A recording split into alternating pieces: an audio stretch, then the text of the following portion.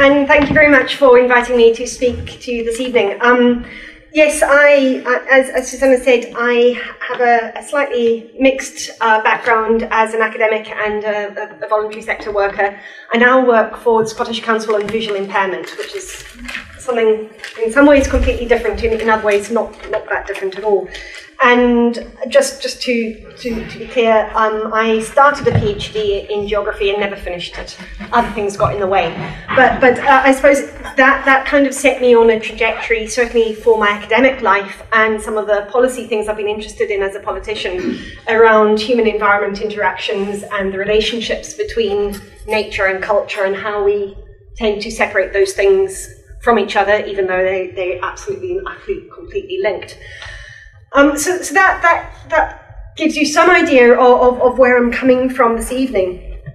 I'm not going to talk necessarily explicitly about the environment, but I'm happy to take questions, and if I don't know the answer, I'll either make something up or I'll tell you I don't know.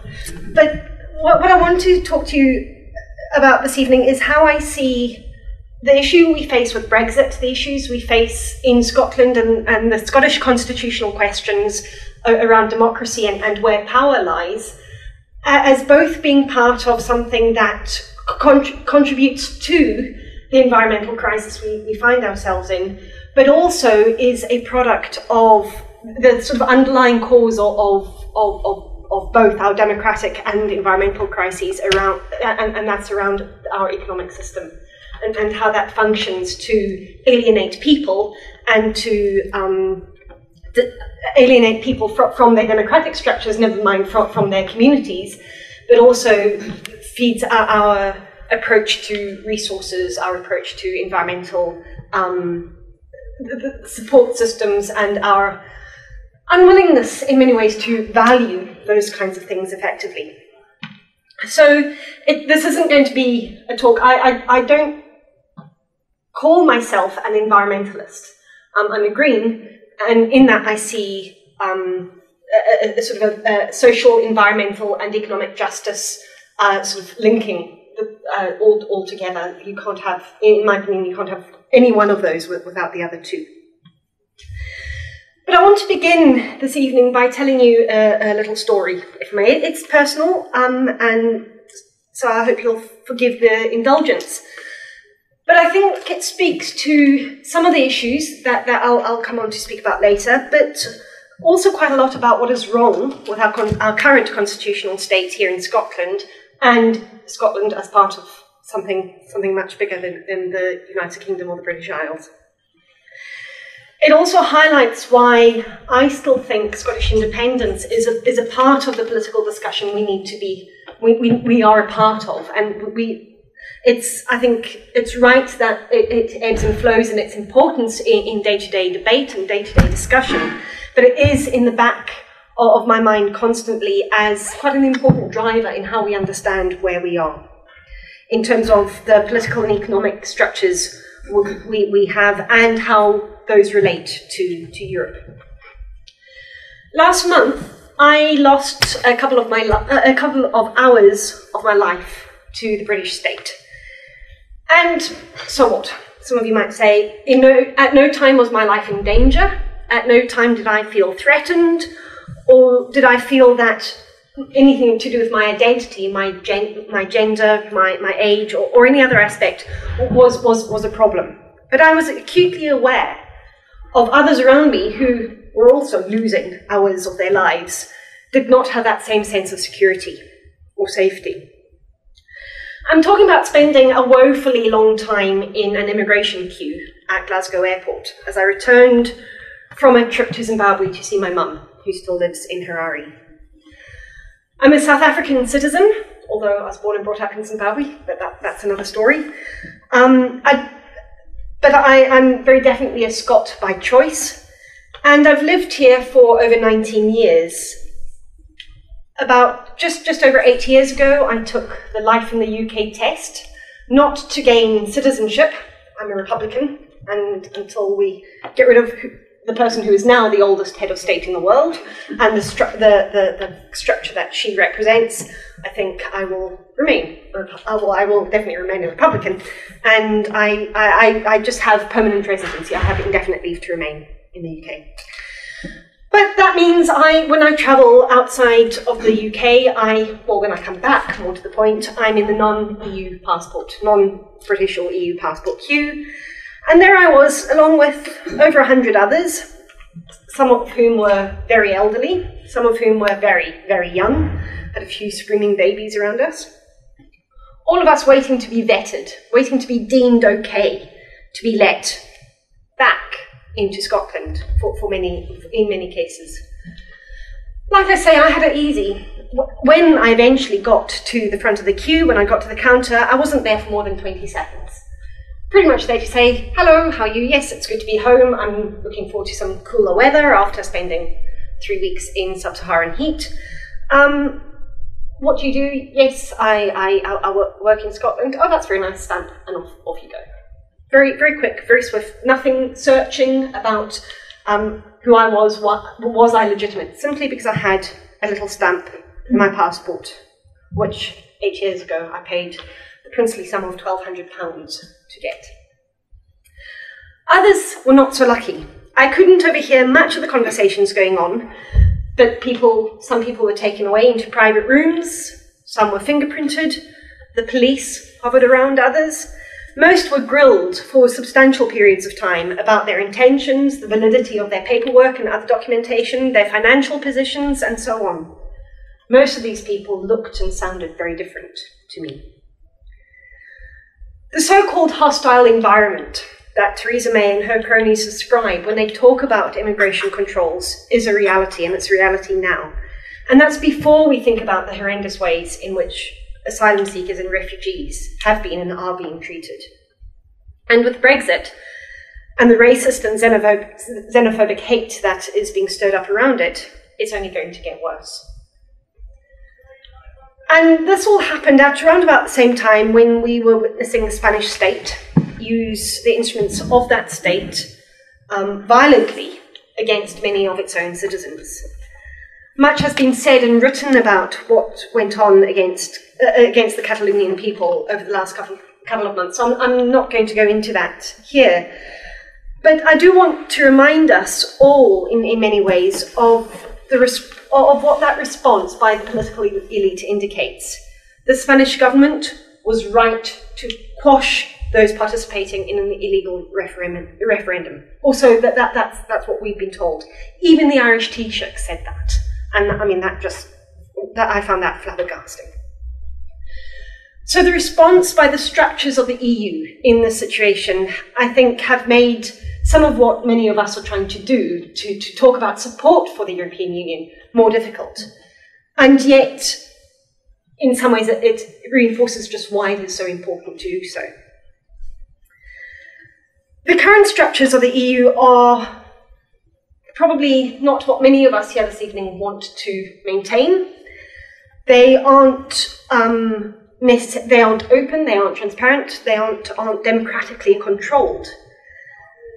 But I think just like the UK border forces' treatment of foreigners, just how that is a symptom of the death throes of the British Empire, and I think we are still suffering the legacies of the British Empire here, and it's a desperate attempt to hold on to imperial power and to the sort of freedom around Neo-liberalism that imperial power provided.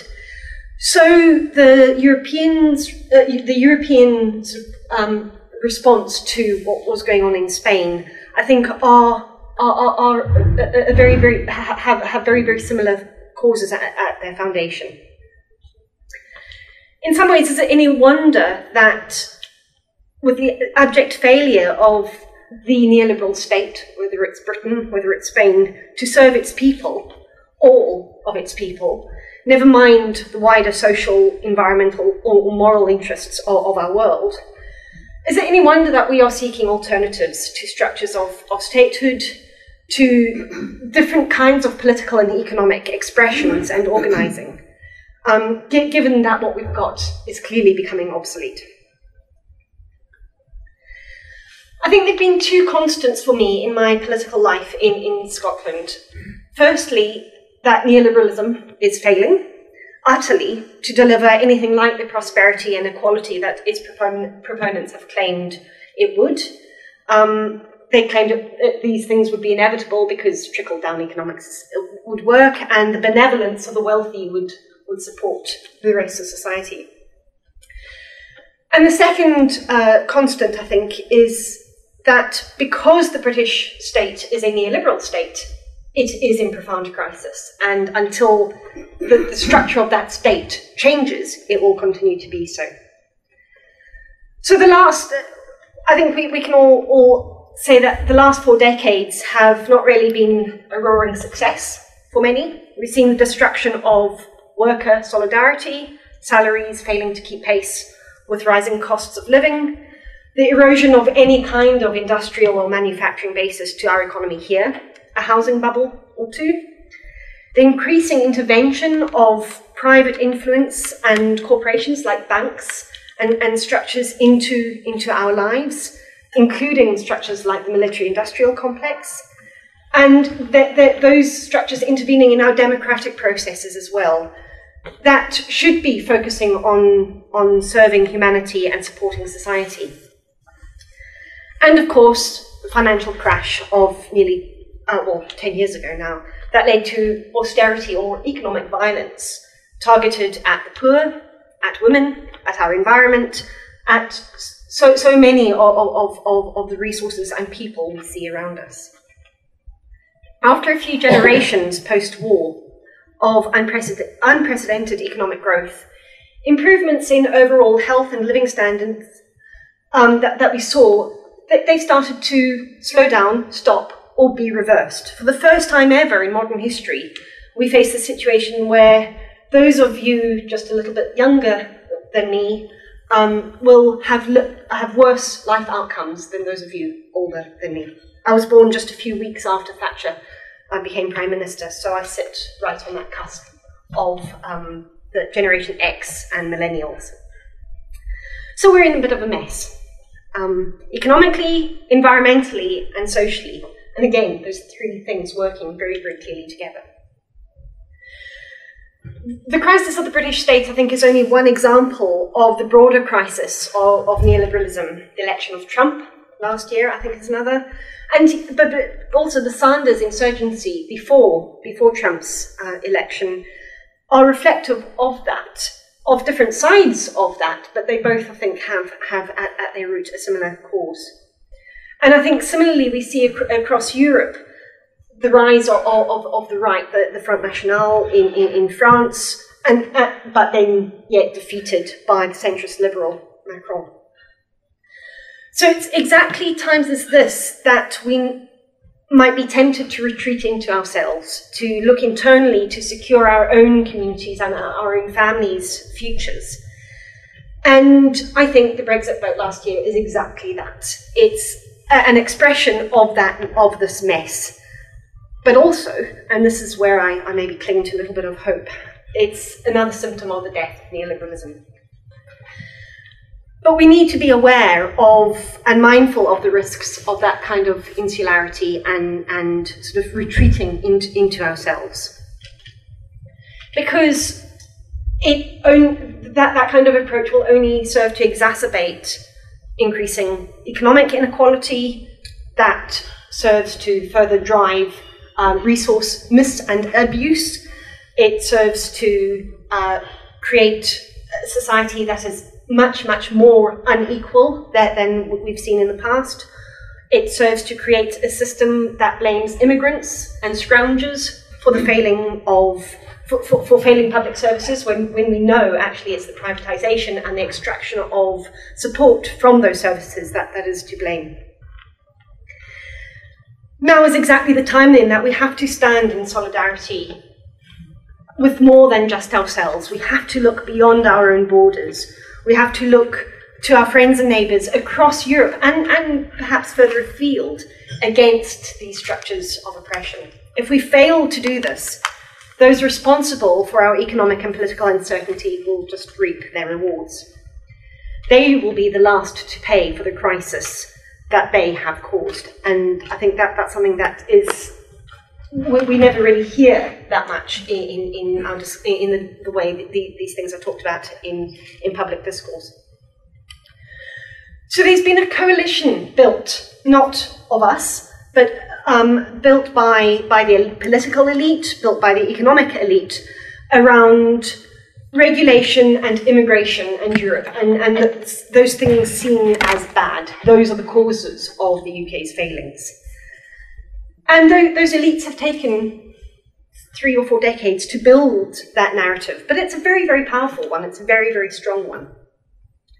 And yet we know that in reality, those things, Europe, immigration, all of those things are good things and serve to benefit our communities, our societies, our cultures in various different ways. Immigrants who come here contribute much to our economy, to our communities, to our cultures. They aren't in any way the problem that they're made out to be. But these elites have told people a really, really strong, powerful story about what is wrong with their lives and their country and their world. And they've told us who's to blame. Benefit scroungers, immigrants, welfare cheats, the lowest of the low. And that terminology is used in our media. And we have maybe not been as organised or as coordinated as we might have been. We've maybe hoped that some of these fears would go away, that we could tackle them with facts and the reality, the economic reality of what was going on. And we've not really mobilised in the way that we perhaps have needed to protect our environments, our immigrant communities, the poor amongst us, our public services, our NHS. So the story then, I think, goes alongside and serves to mask the fundamental crisis that our state is in. And I think in some ways we can see that crisis being very, very clearly embedded within our politics as well. Maybe not the politics of Scotland so much, certainly the politics of most of the parties at Westminster. Why not in Scotland, though, and what is it that we can do about this? I think the 2014 independence referendum was one of the first cracks of light that followed after the dark of the 2008 crash.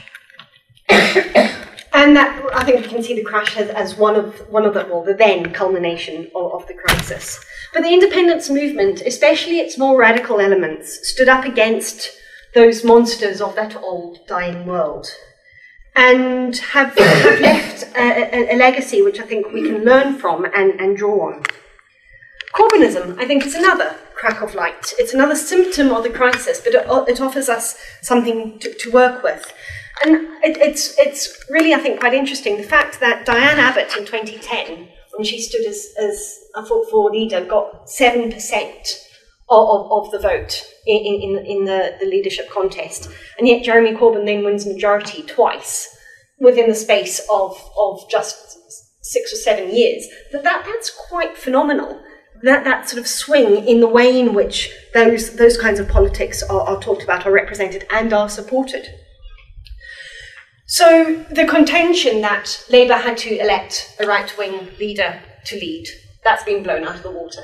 I think there's still tensions, but it's been reinforced. In Scotland 10 days ago, we saw Richard Leonard beat Anna Sarwar, and I think that these two examples are products of and symptoms of, in some ways, that sort of crumbling neoliberal state. It's not holding together the way people have expected it to, given the last 40 years.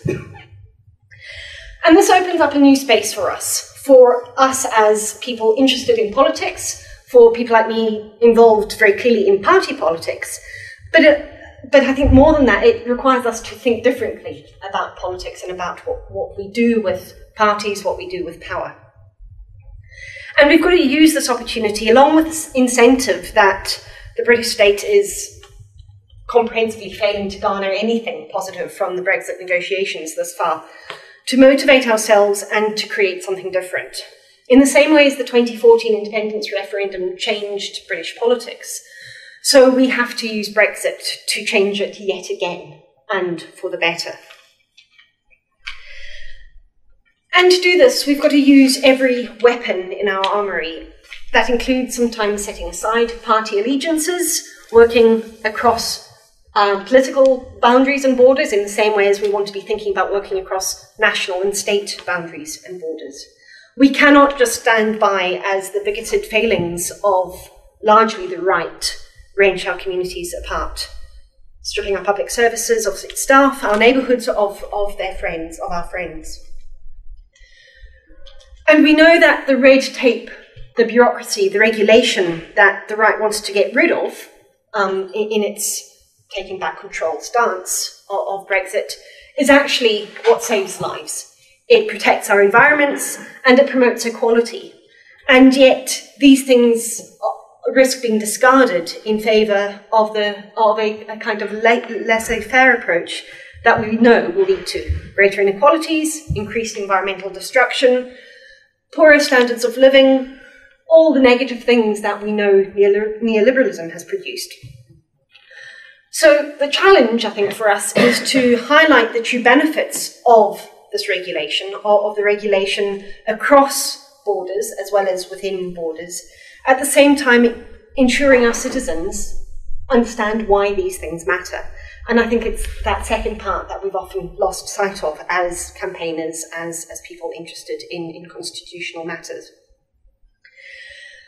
And I think we need to tell and retell the story of the European Union's foundation, talking about the values of freedom of movement, of peace building, perhaps increasingly important as climate change creates more climate refugees. Peace and stability were important aspects of the European Union's predecessors, and they have to remain central to our ongoing thinking and discussions about our future relationships with the EU as a structure, but also with other parties within the EU, parties and partners. And there are good stories that I think don't get told very often, or certainly not often enough, about the European Union. Mobilising and enshrining rights, workers' rights, women's rights, environmental standards, and so much more, not only in one country, but across a continent. And that's unprecedented in many ways.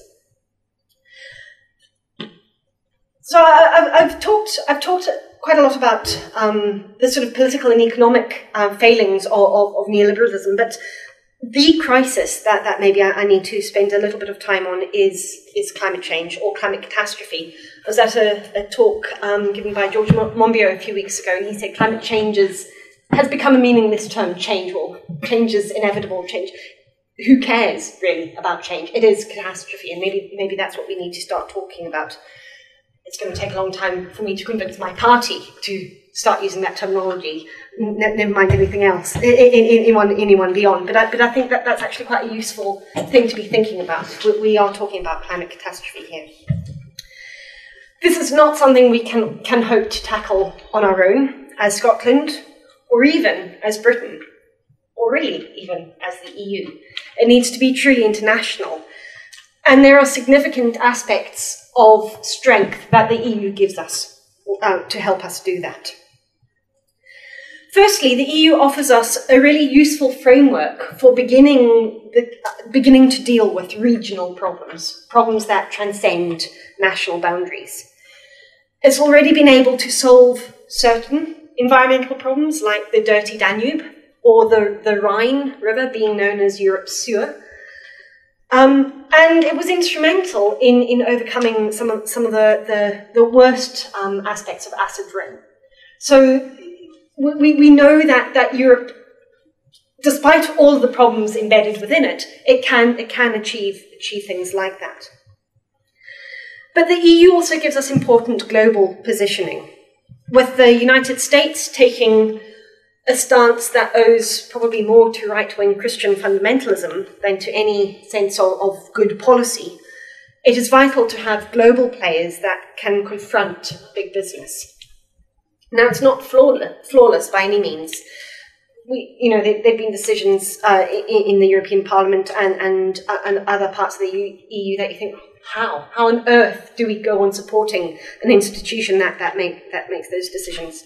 But it was central to the successes, certainly in terms of getting widespread agreement around the 1992 Rio conference on sustainable development, on the Paris climate change conference, and others. Without the EU there driving some of the international negotiations and discussions, we wouldn't have got those things delivered in the way they have, or at least agreed.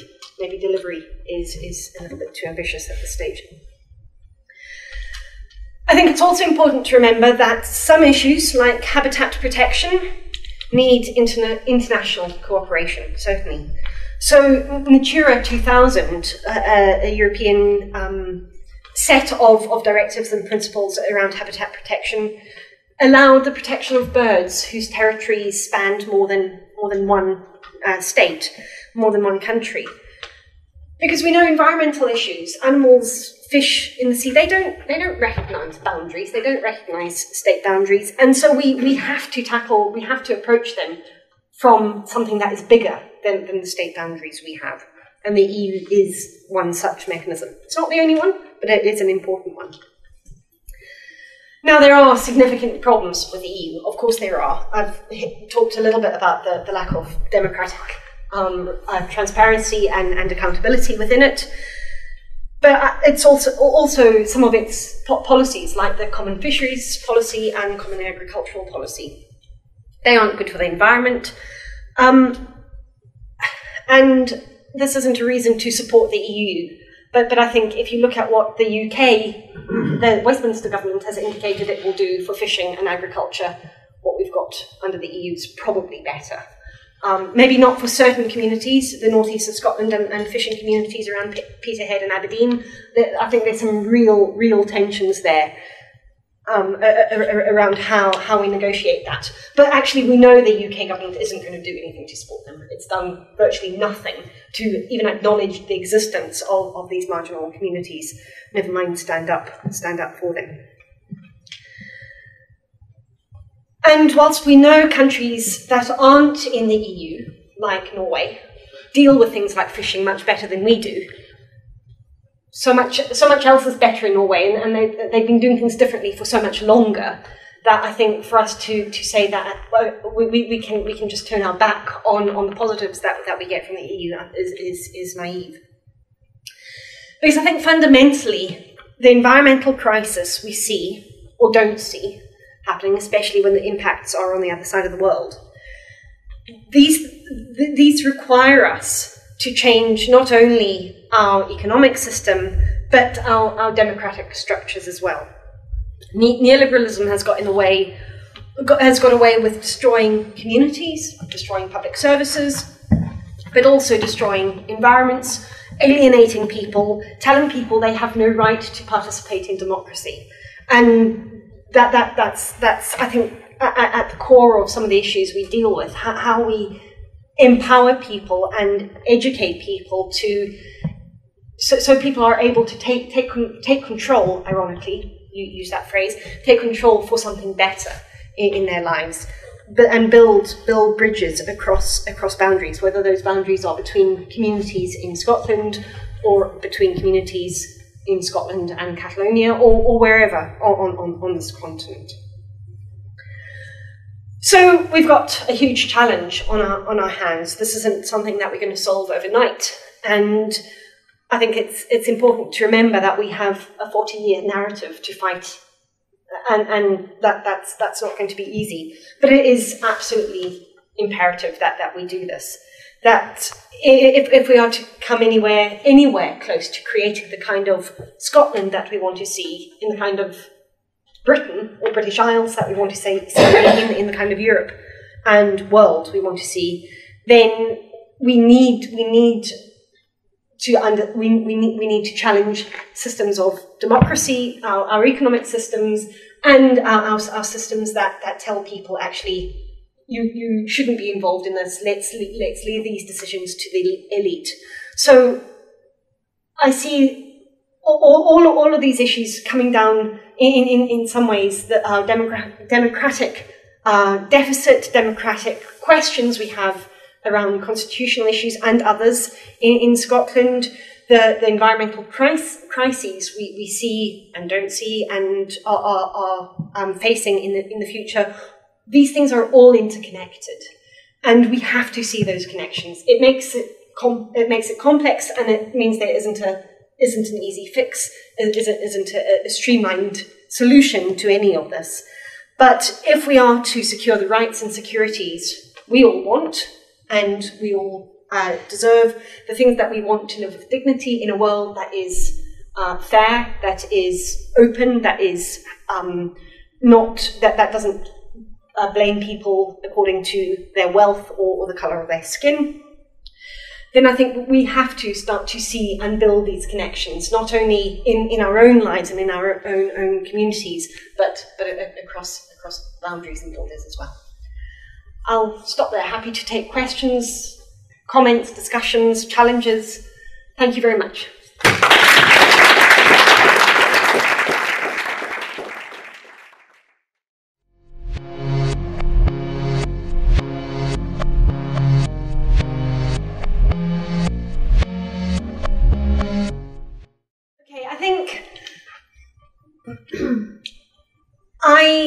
I have a lot of sympathy for people who, Lexit, the sort of left, the argument from the left for leaving the European Union, about which simplistically, and this is simplistic, simplistically saying if the UK leaves the European Union, it will cause a crisis in the European Union and break the EU apart.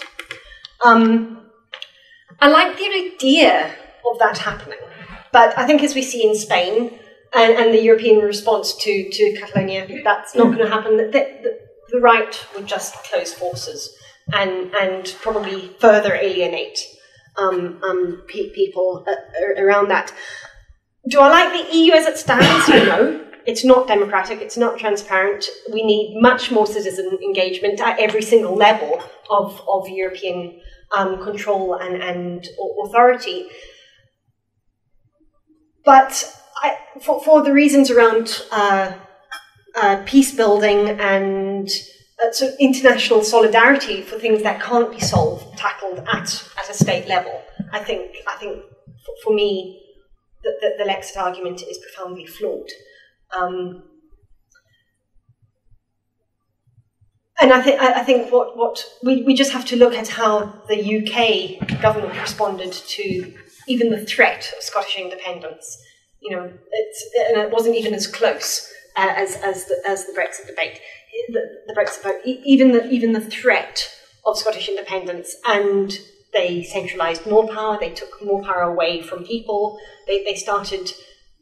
You know, even in the discussions within the Smith Commission, it was about how can we batter Scotland for even daring to raise this as an issue. And I think the worst elements of the European structures would do exactly the same thing. So I like the idea. I like some of the ideas, and I like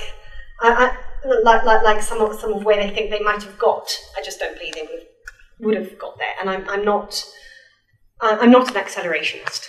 I think if you're an accelerationist and you think, yes, let's blow the whole thing up and then we can start from scratch, then okay, I can see why that's appealing. But people's lives get destroyed in that process, and I think that's not tenable.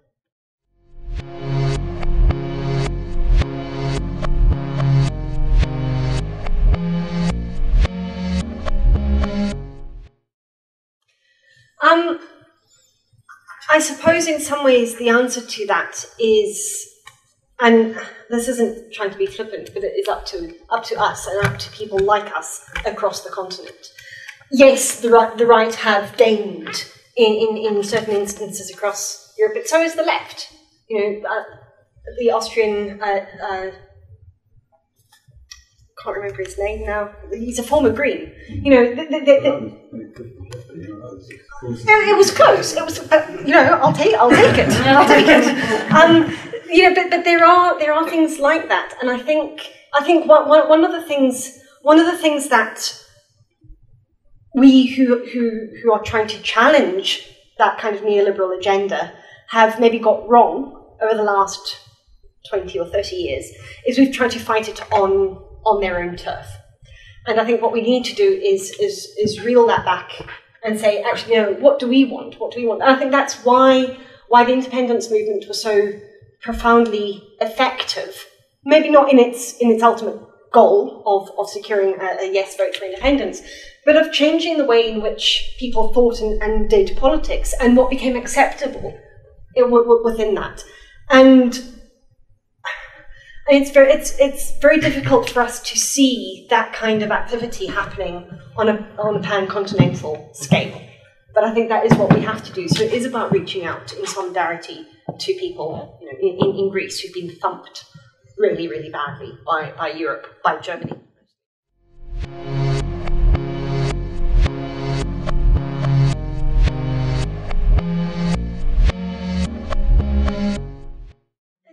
I mean, it's interesting. There's that wonderful quote, and I'm going to mangle it hopelessly, but it's when you're looking ahead, change seems impossible, and with hindsight, change seems inevitable.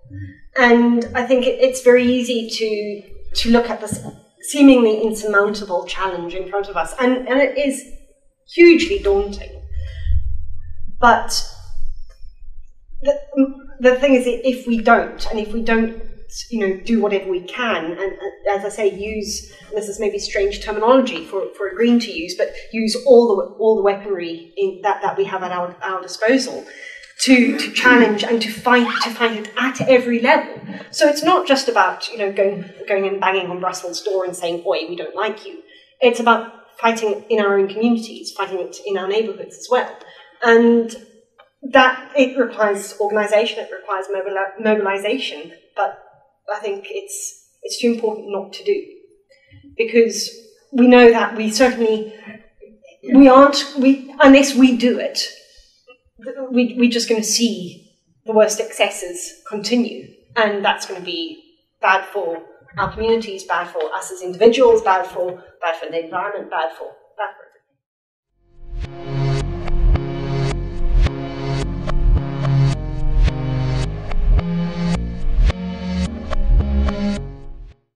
It's very interesting. If you compare, I'm trying to think of roughly comparable areas. Sunderland voted to leave the EU. I'd be making the figure up, but I think it was quite a substantial leave vote as they went. Now, Sunderland has characteristics very similar to bits of Fife that voted to remain. Not exactly the flip percentage, but it's not far off.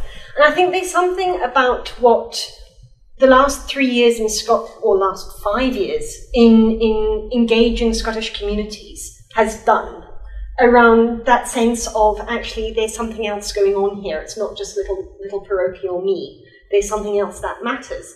And England are playing catch up to some extent. Now, I think what's gone on around the Corbyn phenomenon has maybe overtaken some of that, and Scotland's perhaps been resting on its laurels a wee bit with that kind of sense of community engagement, of it being okay to talk about politics in the bus stop, in the supermarket queue, that kind of thing. But I think that there is something profoundly different. If you look at social attitude surveys, every year or so, academics do social attitude surveys across the UK. Not always all across the UK, but pretty much there's been a pretty consistent approach to general things around social justice, around social equality, around what people think is right and wrong, between pretty much the same percentages proportionately in Scotland and in England. That starts to diverge in 2013. And the divergence gets wider in 2014 and 2015. And I think that's because people and Scotland, in my opinion, goes the right way. These things are good, these things matter, rather than in England. England kind of bumbles along at the same sorts of levels and then starts to dip with talk around Brexit and UKIP and immigrant bashing. Scotland generally is, or was up until this year, I haven't actually seen the 2017 data yet, was on an upward trajectory. Things are getting better. Things are these things are all, our response to these things is important and positive. And I think that speaks to the kind of engagement that probably many of us worked really, really hard to do in the run-up to 2014. And it's exhausting, but we've got to do it again. We've got to do it again. In the same way, like I say, in the same way that the Scottish independence referendum changed British politics, I'm not sure we really get how profound that change has been. We've got to do it again around Europe. And in some ways, some of that is maybe easier, given the complete hash that's coming out of the Brexit negotiations. But there's still that democratic vote of leave, and where that leaves us, I think is tricky. And Scotland's position within that is doubly tricky, because does that mean independence is back on the agenda? Like I said, I don't think we should lose sight of independence, because I think it gives us really useful tools and a really useful context for some of these stories that we need to be telling. It's not the be all and end all, but yeah, I share your frustration. It's exhausting, which is why we need to rope everybody into it. It can't just be us, it's got to be more than us.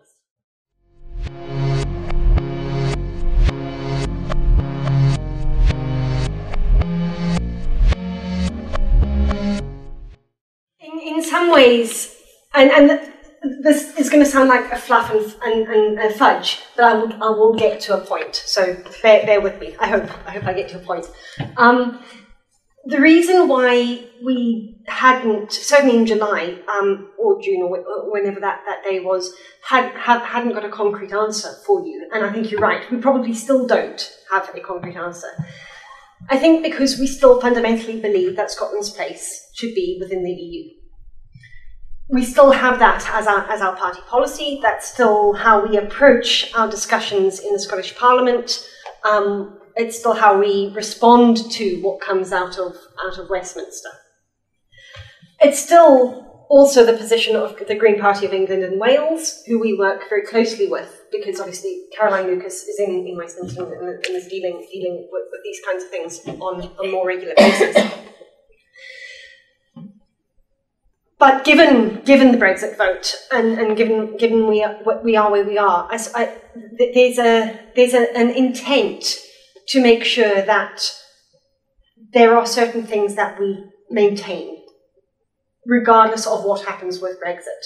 So this means that this is our Brexit policy in some ways, if it's regardless of what happens. Freedom of movement needs to remain. We need to maintain freedom of movement, and we need to ensure that there's opportunity for international trading relationships that don't penalise our agricultural and fishing communities. Now that's quite specific in that last point, and in some ways very difficult to see where that leaves us in those discussions. However, as a party that likes democracy, it's one of the things that we are working up at the moment. At our October conference, there was discussion about how do we change if we want to change, or how do we develop additional material that gives our parliamentarians in Holyrood, spokespeople like me across the country, a more solid answer to that. And it's something that our policy committee is working on. I think spurred on by some of your questions at the June Policy Day. So thank you for that. I know that's not a complete answer, and I appreciate that, but it's something I think as a party we are wrestling with.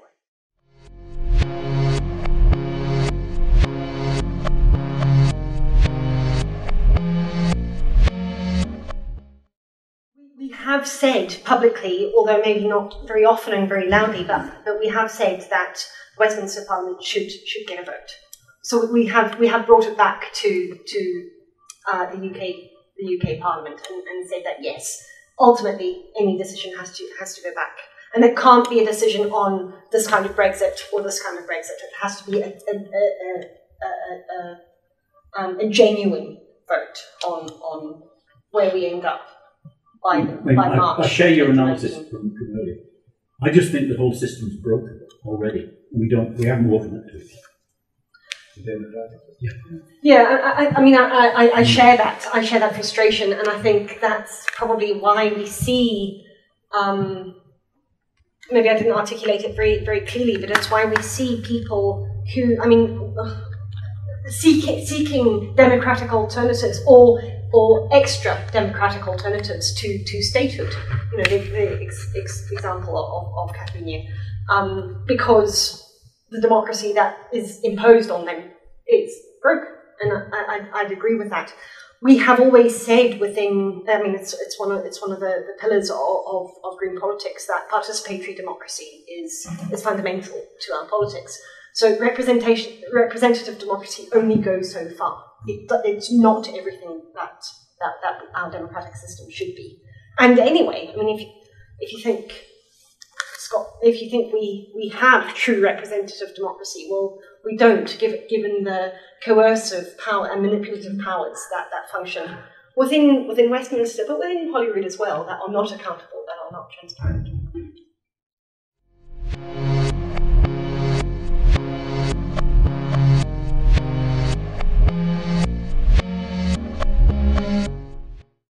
I agree wholeheartedly with your opinions on the monarchy.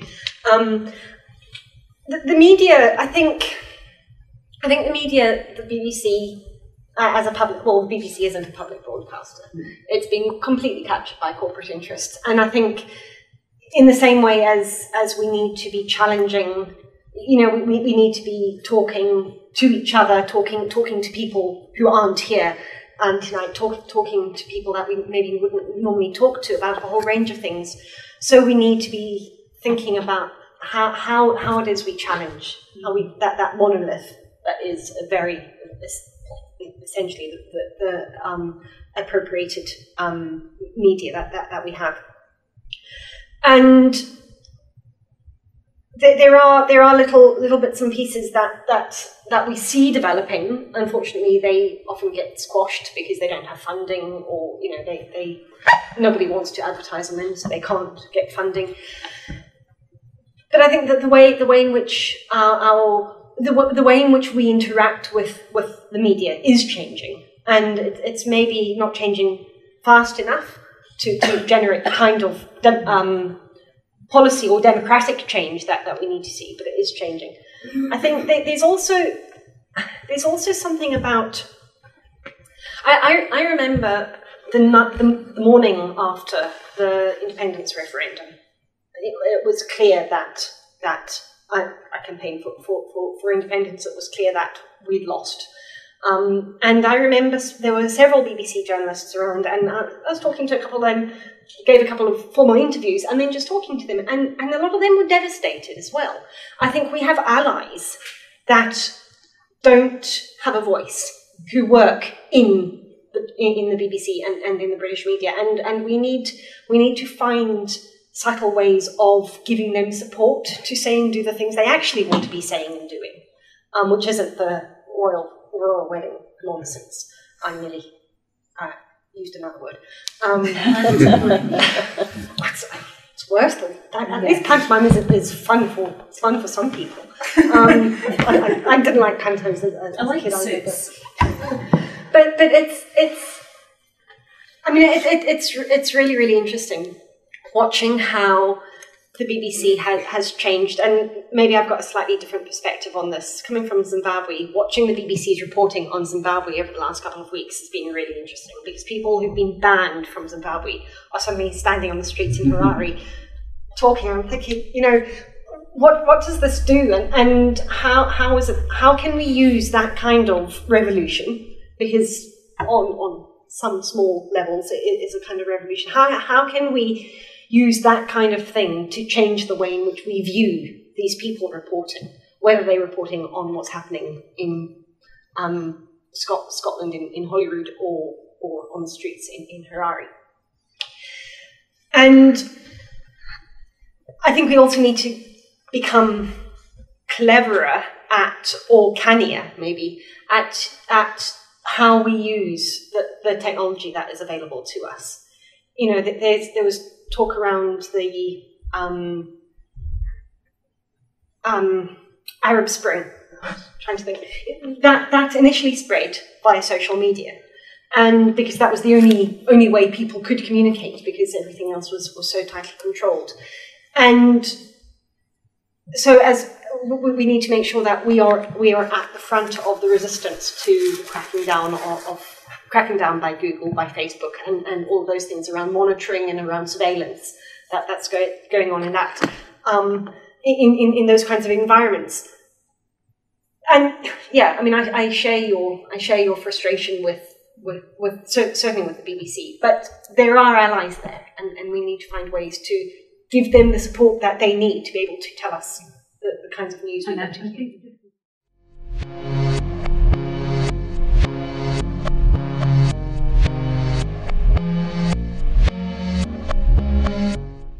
No, I'm not saying that. I mean, what's happened in Zimbabwe is really, really interesting. Do I herald Emerson Mnangagwa as a new liberator? Certainly not. He's been Mugabe's right-hand man for the last 37 years. So, you know, there are issues with that, but he's not Grace. He's not Grace Mugabe, so he's one step up from that. But I think there's something about not a military coup, because I don't think that kind of violence actually solves problems. It creates other kinds of problems. It's about movement building. That's what we need to do. It's about building movements amongst and within our own communities and across then our communities. That was what changed the nature of the independence debate in 2014. I remember, I don't know, some of you may have been there or been watching it. I remember watching the launch of Yes Scotland on the BBC, and there you had, I think it was 6 white men in grey suits. Oh God, I don't want to be part of this. This isn't the Yes movement I want to see. A few weeks later, there was the first Radical Independence Conference in Glasgow at the Radisson Hotel. 800 people turned up. We thought we might get 350, 400 people. 800 people turned up, and there wasn't any official representation there from the SNP, because they had launched Yes Scotland, Alex Salmond and others, a few weeks before. At about 3 o'clock that afternoon, we got a message from Alex Salmond saying, "Well done, we love what you're doing, blah, blah, keep going." And that changed. That changed the nature of the Yes campaign and of the movement. So we went from six white men in grey suits talking about lowering corporation tax, about potentially having opening up Scotland to not quite tax haven status, but you know, along those lines, cutting taxes on the wealthy, to the radical independence agenda, which was about provision of affordable housing, provision of a proper social security system. Yeah, with flaws and that kind of thing, but it changed, and it changed really, really quickly. It changed within a matter of weeks, simply because people got together and said, we want something else. And that's the power of movements. It's like I say, you know, looking ahead, that seems almost impossible to believe can happen. Looking back, well, obviously that was what was going to happen, because people, no, that's not, that grey suited white men is not Scotland, for a start. And it's not the kind of Scotland we wanted to fight for.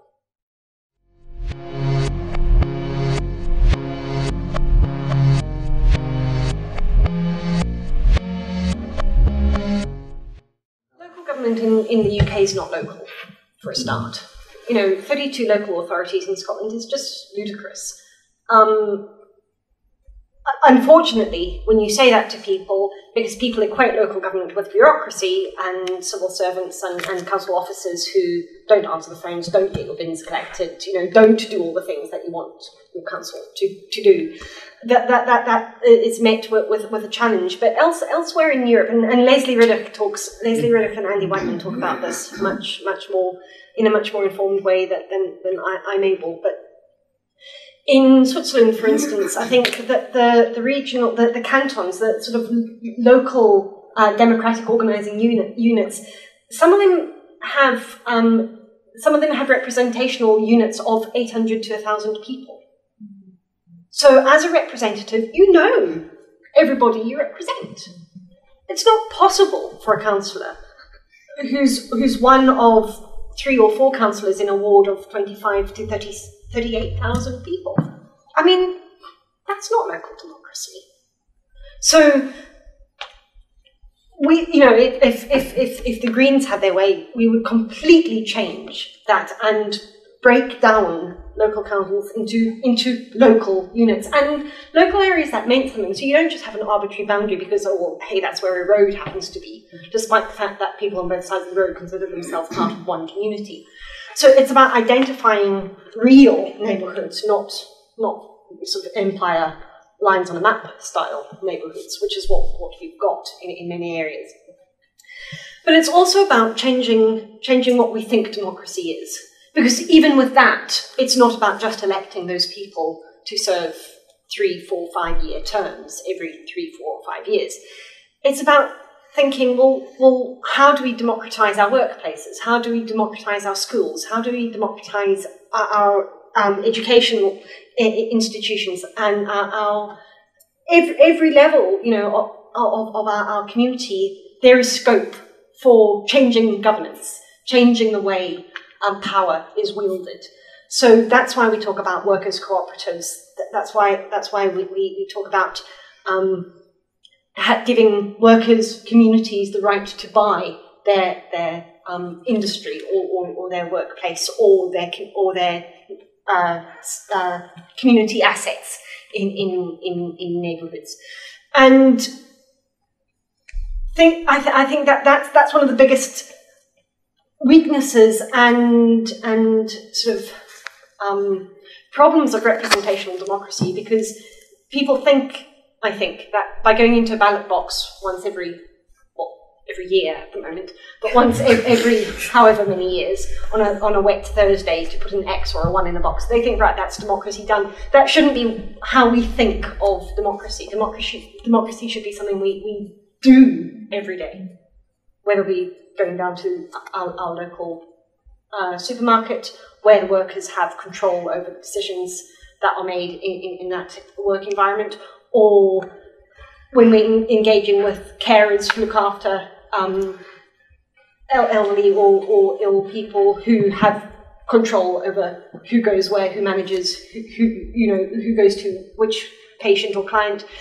And I think we're starting to see these kinds of things. There's a really interesting development in the Netherlands around care co-ops. Now, care is not something we usually think about as prone to cooperatisation, but there are care co-ops or buurtzorgs in the Netherlands where it's much more localised. You have maybe between, I think the smallest one has 8 community nurses. Some of the larger ones, I think the largest one is about 24. So again, it's small. They organise in neighbourhoods. They decide who goes to which people who need the care. They can plan routes more effectively. They can personalise care more effectively. The health outcomes of the individuals being looked after are better. The people who are providing the care are happier. They're not as stressed. They're not as rushed off their feet as our NHS workers are here. And it saves money in the long run because the care outcomes are better. They hospitalise fewer people later on, and hospital admissions are some of the most expensive parts of the NHS. And if we could reduce that, we would free up more money. So all of these things, we think of transforming the way something like the NHS works. You think, well, why should democracy have any role in that? Because it fundamentally changes the nature of people's relationships to each other and to their work. So it's not just about local councils or local authorities being, wards being 38,000 people big. It's about how we function on an everyday basis, whether that's as workers, as patients, as carers, or all of those things.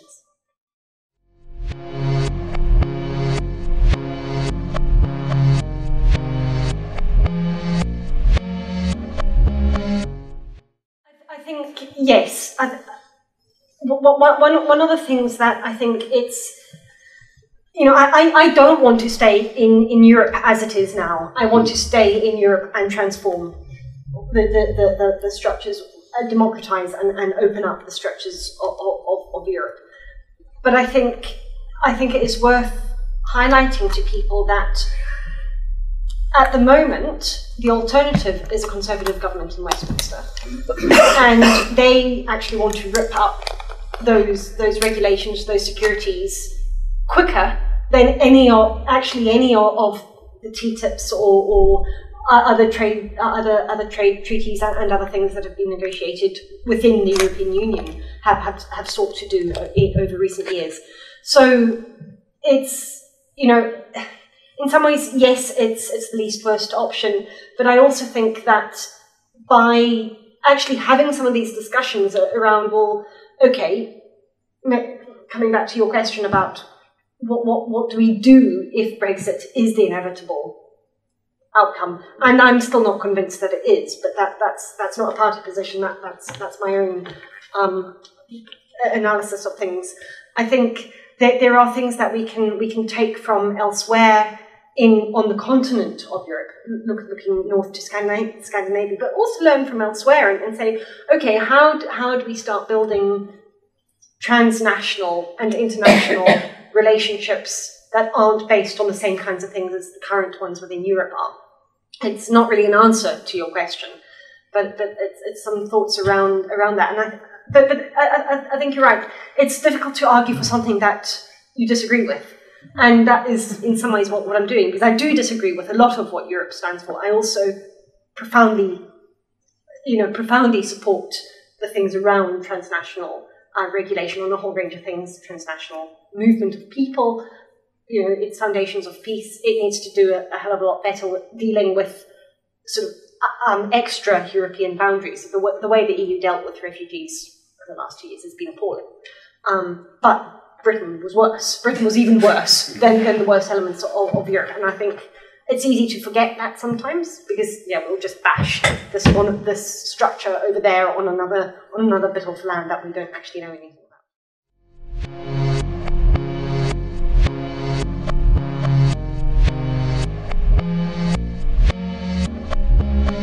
I think in some ways that's the hub of how you make the kinds of democratic transformations I've been talking about work. And if you devolve responsibility but not true power, that's not democracy. That's not democracy devolved, or that's really not the kind of powers. And I think we see that very clearly with Scotland's constitutional question around tax. We have some of the powers to change tax, but not the major ones, not the big ones that actually allow us to make the kinds of decisions we might want to make to radically change our society. And I think the temptation of structures who dabble with participatory democracy is to do exactly that. We'll let you tinker around the edges. We'll give you tiny little pots of money, but actually you use that as a shield in some ways, or as a screen to carry on doing the nasty stuff behind people's backs. And we have to resist that. When I started a participatory budgeting project in Leith when I was the councillor in Edinburgh, and I remember very clearly one of the first meetings we discussed it. We had in this neighbourhood meeting, we had people. The only party that wasn't represented in councillor terms was the Conservatives. So I thought, okay, so our worst enemy in some respects for this kind of thing wasn't there, and yet every other party said we can't possibly do that. People might make the wrong decisions. You think, well, yeah, because councillors get decisions right all the time. I've been a councillor. I've probably got decisions wrong. It's how these things work. But the arrogance that people can't take control over decisions that affect them, I think, is extraordinary from people who have the power to make those decisions. So there's a political battle to be won, but there's a practical question around this as well. And I think you're right. There is a group of people who actually don't care, who can't be bothered. Maybe some of them even vote. We don't have very good turnouts, but maybe some of those people who don't care still vote simply because, well, you do that on a wet Thursday in May. But I think that not caring speaks to an immense privilege, because they don't care because they don't have to. I think it's our task to speak to the people who do care because they do have to, and work from there. We don't reach the people who do care adequately. We reach some of them very well, but we don't reach all of them, and that requires much more effort on my part and on people who do politics in a more structured way, either as elected representatives or as party people in some respects. And I mean that's hugely challenging, and it's easy not to because it is hard work.